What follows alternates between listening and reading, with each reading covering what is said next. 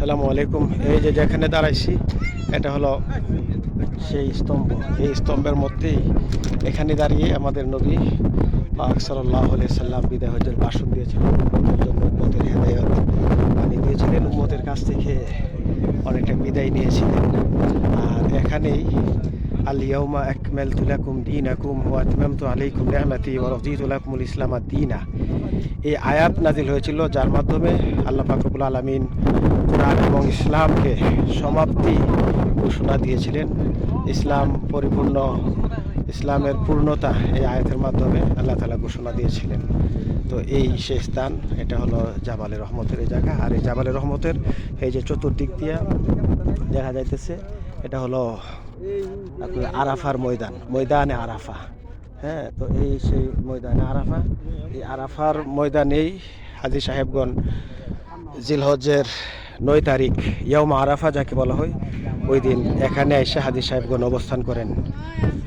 আর হজের মূল আরকান, মূল রুকন, মূল কাজ হলো এই ওকুফে আরাফা, এখানে অবস্থান করা। আর এই আরাফার ময়দানেই পৃথিবীর প্রথম মানুষ, আমাদের মানব জাতির আদি পিতা এবং হজরত আদম আলাইহিস সালাম এবং আদিমাতা হজরত হাওয়া আলাইহিস সালাম, ওনাদের দুজনের মিলন ঘটেছিল এই ময়দানের মধ্যেই। এইখানেই ওনারা পৃথিবীতে আইসা সর্বপ্রথম মিলিত হয়েছিলেন, একত্রিত হয়েছিলেন এই আরাফার ময়দানে। তো আরও অনেক ঘটনাবলী আছে, অনেক তাৎপর্যপূর্ণ ইতিহাস ঐতিহ্য আছে, সেগুলো বলা সম্ভব না। প্রচণ্ড গরম লাগতেছে, ওঠাটাও ওইটা আসতে পর্যন্ত অনেকটা কষ্টকর ছিল পাহাড়ের উপরে। তো এই জন্য এটা ওই স্মৃতি পাতায় রেখে দিলাম আর আপনাদের সকলকে শেয়ার করলাম এই আরাফার ময়দান, আরাফার এই মাঠ থেকে আপনাদের কাছ থেকে আমরা বিদায় নেব। আমরা সামনের দিকে যাব, মিনা মুজদালিফায় যাব। কিন্তু দুঃখের বিষয় হলো ওইখানে গিয়ে আপনাদেরকে আর আমরা সামিল করতে পারবো না, কারণ মোবাইলে সমস্যা সৃষ্টি হয়ে গেছে। আরেকজনের একটা মোবাইল নিয়ে আপনার ওই যে এখন লাইভটা করলাম আর কি, আরেকজনের কাছ থেকে একটা মোবাইল নিয়ে। সুতরাং যতটুকু সাধ্য ছিল আপনাদেরকে করলাম আর কি, আমরা শেয়ার করলাম আর কি। এই যে নিচে এই সিঁড়ি বেয়ে নিচে যেতে হয় আর কি।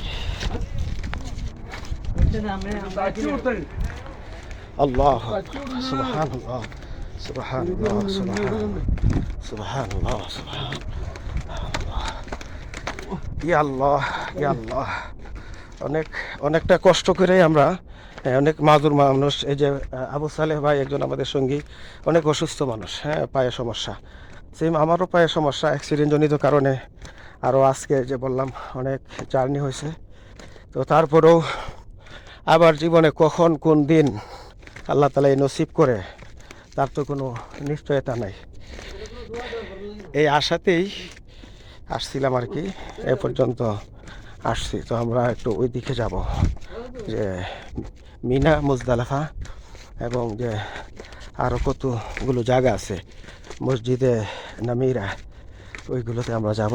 এই জন্য এখন আর আপনাদেরকে আর করতে পারতেছি না, এখান থেকেই আপনাদের কাছ থেকে বিদায় নিতেছি।